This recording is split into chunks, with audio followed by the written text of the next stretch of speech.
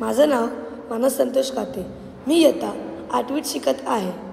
मी अभिनव विद्या मंदिरमध्ये आहे. माझी एक गोष्ट आहे.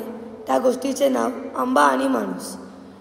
एका झाडावरती खूप आंबे आले असतात. एके दिवशी एक माणूस तिकडे येतो आणि बोलतो, हे आंबा मी खाऊ का? तर आंबा नाही बोलतो.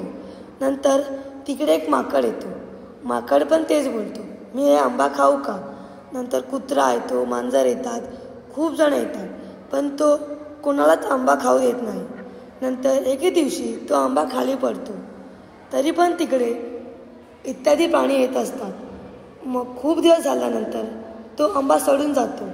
मग आंब्याच्या मनामध्ये एक विचार येतो, जर काही मी आधीच माणसांना दिलं असतं, माकडला दिलं असतं तर त्यांचं पोट भरलं असतं आणि समाधान झाले असते. ते आता मी सडून जातो, आता मला कोणीही नाही खाणार. धन्यवाद.